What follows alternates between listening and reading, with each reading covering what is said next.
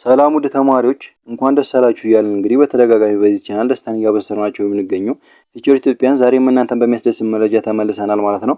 ከእናንተ የሚጠበቀው ቻናላችን ሰብስክራይብ እና ቪዲዮውን ብዙ ተማሪዎች ጋር እንዲዳረስ ላይክ ማድረግ እንዳትረሱ።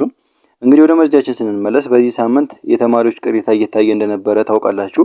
ነገር ግን 302 ያመጣ ተማሪ 298 እየተደረገበት የወደቀ ተማሪም በዝቶ ነበረ።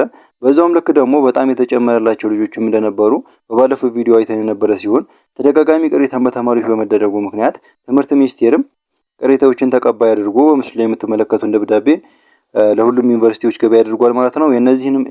የዚህንም መረጃ ትክክለኛነት ቲግቫ ኢትዮጵያ አረጋግጧል ማለት ነው። የደብዳቤውን አዲስ ነገር ይፋ ለማድረግ ያክል በደንብ ላስረዳችሁ። ደብዳቤውም እንደዚህ ይላል። በ2017 ዓመተ ምህረት የ12ኛ ክፍል ሀገር አቀፍ መልቀቂያ ፈተና ወስደው በአማካኝ ውጤታቸው 49.5 እስከ 49.9 በመቶ ያመጡ ተማሪዎች ውጤታቸው ወደ 50 በመቶ የሚጠጋጋ በመሆኑን ትምህርት ሚኒስቴር አሳውቋል።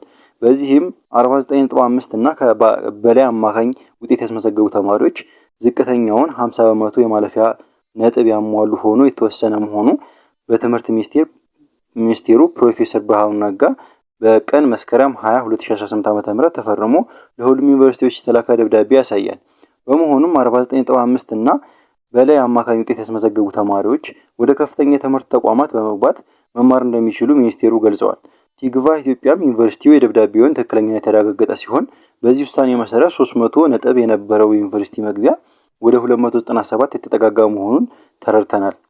ስለዚህ ውጤታችሁ ከ297 ጀምሮ ያላችሁ ተማሪዎች እንኳን ደስ አላችሁ እንላለን። ከኛ ጋርም ደግሞ ከአሁን በኋላ ረጅም ጉዞ የሚኖራችሁ ስለሚሆን ቻናሉን ሰብስክራይብ ማድረግ እንዳትረሱ። ነገር ግን በዚህ ጉዳይ አዲስ ነገር በሚኖር ሰዓት እንድናሳውቃችሁ የቴሌግራም ቻናላችንን ጆይን ማድረግ እንዳትረሱ። ምክንያቱም ፈጣን መረጃና የተለያዩ አዳዲስ ነገሮችን ስናገኝ እዛ ላይ የምንለቅላችሁ ስለሚሆን በዚህ ዙሪያ ውጤታችሁ በዚህ አካባቢ ያላችሁ ተማሪዎች ገብታችሁ የምታደርጉት ተጠቀሙበታላችሁ። በቀጣይ እስከምንመለስ መልካም ጊዜ ይሆንላችሁ።